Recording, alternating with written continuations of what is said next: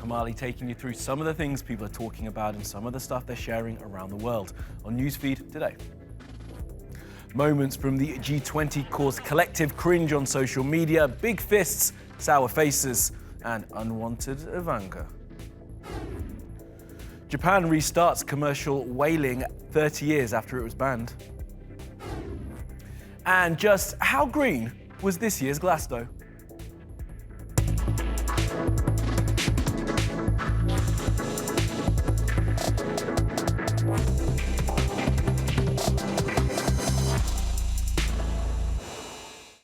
And top of our newsfeed at the G20. The world leaders all got together in Japan to discuss the important things that world leaders have to discuss. Here are 4 important takeaways.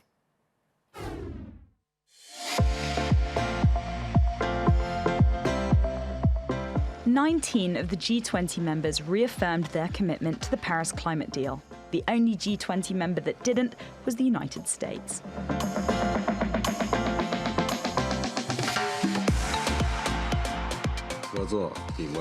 Cooperation and dialogue are better than friction and confrontation. Our relationship should be based on coordination, cooperation, and stability." Thank you. US President Donald Trump and President Xi Jinping of China met on the sidelines of the summit. Trump said the US wouldn't impose any new tariffs on Chinese exports, and China agreed to continue purchasing American farm products and other goods.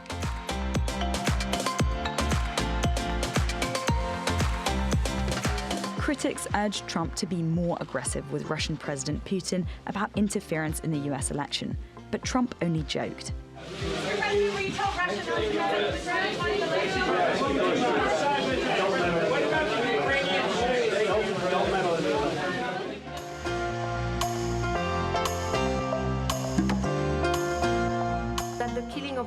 Despite a United Nations report linking the order to kill Saudi journalist Jamal Khashoggi to Crown Prince Mohammed bin Salman, Trump remained quiet about it and even got friendly.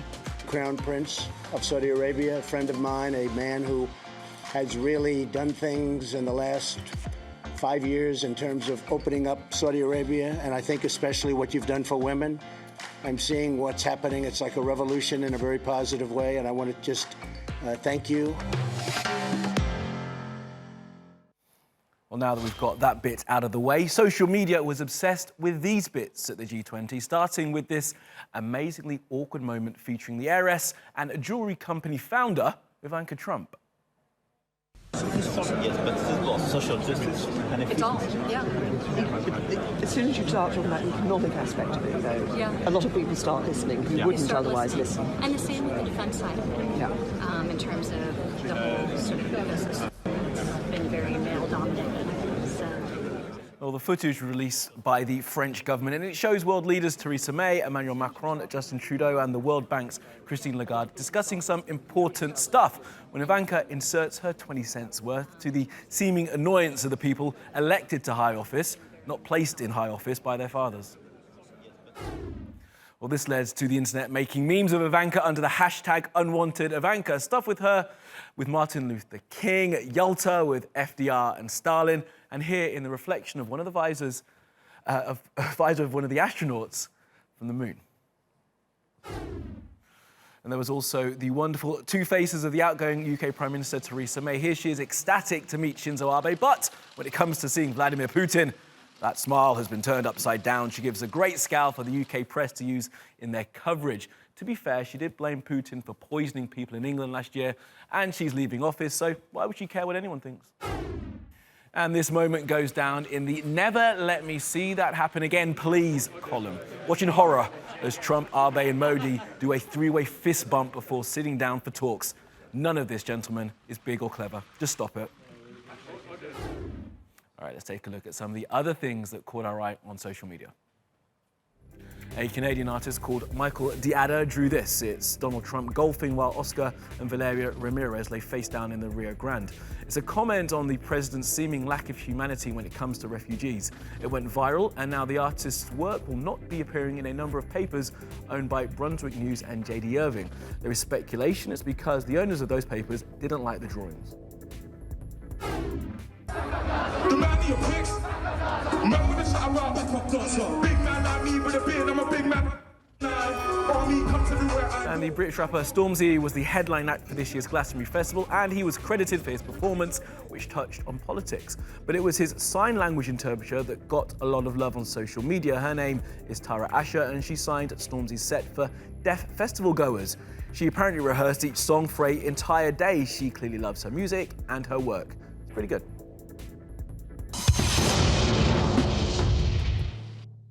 Now, it's been accepted by nearly every nation on Earth that whaling should be banned. One nation where that idea has not taken hold is Japan.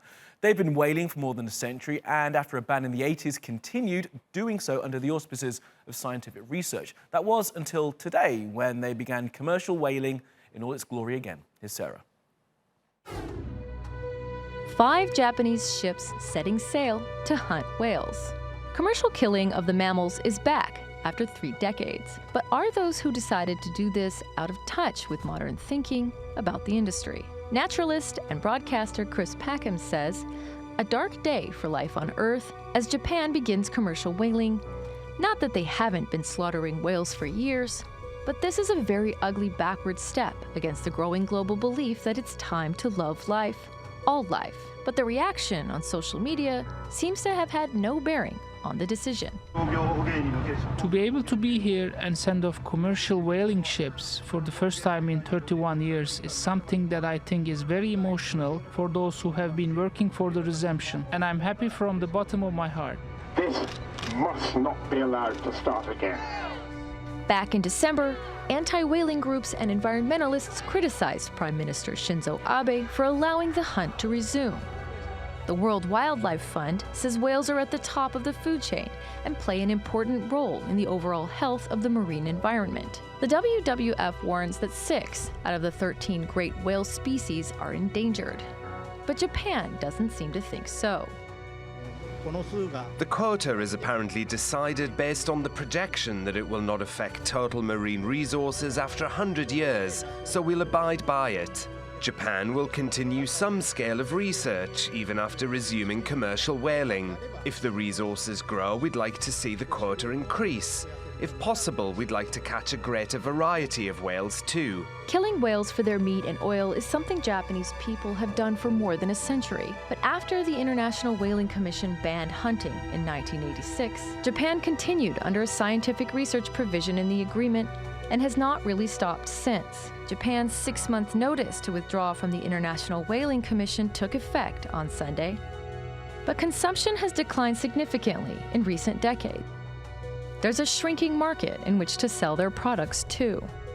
It's reported that one of the reasons to resume whaling is to train a new generation of whalers. But is training and the potential for new jobs worth the damage caused to the natural world? Well, earlier today I spoke with John Hurston. He's the founder of the Blue Planet Society, to get his take on Japan resuming commercial whaling.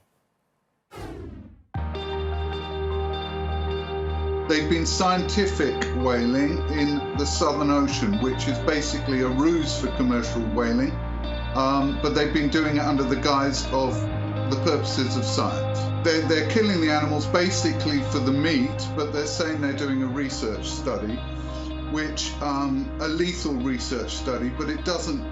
There was no need for a lethal research study. We knew everything about minke whales that we need to know, and you don't need to kill them to find out more. It may be purely nationalistic. There's a marketing campaign right now by the people who are killing the whales to market whale meat, so that there's no demand. They have to create a demand for it. It is very regressive. We've lost 60% of our wildlife and biodiversity since 1970. To decide to kill intelligent cetaceans at this point in time is nonsensical. As far as we can tell, the Japanese people really have no interest in eating whale meat. They're modern, they're forward-thinking. There is no demand. It's a cultural, nationalistic desire. It seems to go to the heart of some people's way that Japan should act. It does not represent the Japanese people, and I think the Japanese people, if the truth be known, would be very upset about it. I think social media has a massive part to play in all wildlife campaigning now. It's something that has helped our cause immensely. I think that if you generate enough outrage from the public, and that involves awareness basically, so if you can raise the awareness to a level where the politicians and the decision makers act, then you will get the result. But they will not act if they don't see the public awareness. Okay, spin around the world now for some other stories you need to know this Monday. Luis Alvarez was one of the first people on the scene of the 9/11 terror attacks in New York.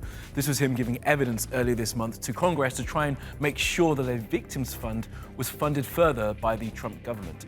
Luis Alvarez had cancer that he says he got from being in the rubble of the Twin Towers for 3 months. He died over the weekend at the age of 53.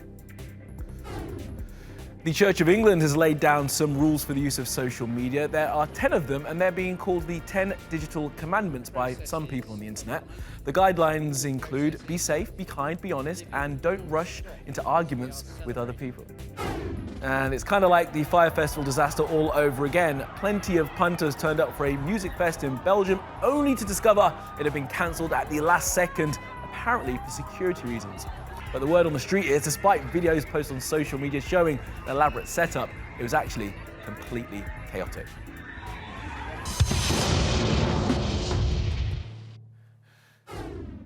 Now, sticking with music festivals, Glastonbury is over for another year, and along with the music, climate change was also centre stage. Here's Liz.